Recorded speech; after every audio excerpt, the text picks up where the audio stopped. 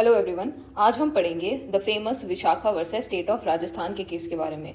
इस केस में famous Vishakha guidelines laid down की गई थी, जो लेटर ऑन पॉश एक्ट का बेसिस बनती है, जो कि हम अभी आगे पढ़ेंगे।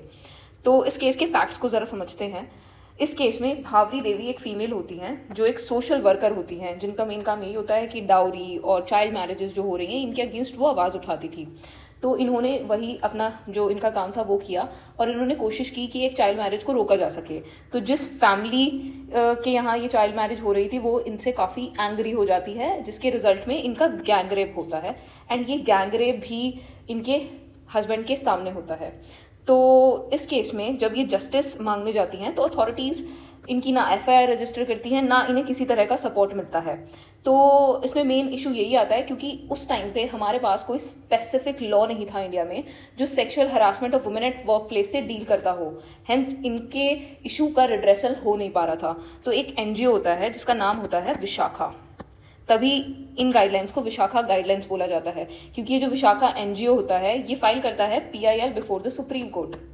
एंड इसमें मेजर दो इश्यूज रेज होते हैं। पहला कि ये जो सेक्सुअल हरासमेंट है एट वर्क प्लेस, क्या ये हमारे फंडामेंटल राइट्स को वायलेट कर रहा है? Obviously it does violate our fundamental rights, but क्या कोर्ट ऐसी कुछ गाइडलाइंस फ्रेम कर सकता है अगर हमारे पास लॉ या एक्ट अभी इन्फोर्स में नहीं है जो कि for the time being govern कर सके चीज़ों को? तो इस पे सुप्रीम कोर्ट की जजमेंट आती है जिसमें सुप्रीम कोर्ट बोलते हैं कि ये जो sexual harassment at work place है ये वायलेट करता है article 14, 15 and 19 1G as well as article 21, जो कि हमारे बेसिक राइट्स हैं।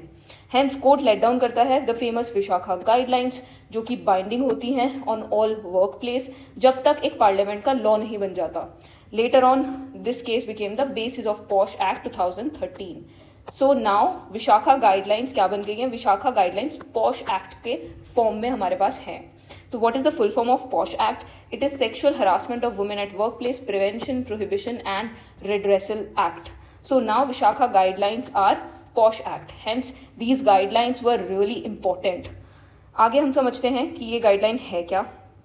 तो ये गाइडलाइन एम्प्लॉयर या ऑर्गेनाइजेशन को ये राइट देती हैं कि आपकी रिस्पॉन्सिबिलिटी है कि आप मेक श्योर करें कि जो एनवायरनमेंट हो वर्क प्लेस का वो सेफ हो और वहाँ पे एज सच कोई इशू ना आए किसी को काम करने में।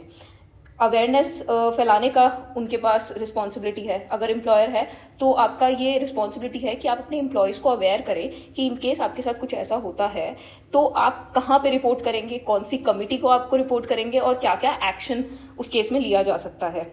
इस केस में एक्शन अगेंस्ट ऑफेंडर भी मेंशन किए गए कि इन केस कोई इंसान ऐसा करता हुआ पकड़ा जाता है तो पहले तो उसको टर्मिनेट कर दिया जाएगा, इसके अलावा उसको रेप्रिमांड किया जाएगा, उसका प्रमोशन रोक दिया जाएगा एंड काफ़ी सारे एक्शंस इस केस में मेंशन है।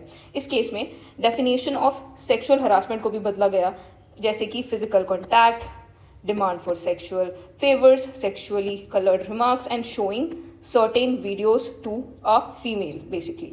तो अगर ये सारी चीज़ें किसी के साथ होती हैं तो they can report the issue to the employer and employer उस कमिटी के पास जाएगा जो कि बेसिकली कंप्लेंट कमिटी जिसको बोला जाता है, एंड वो उन लोगों के अगेंस्ट एक्शन लेगी।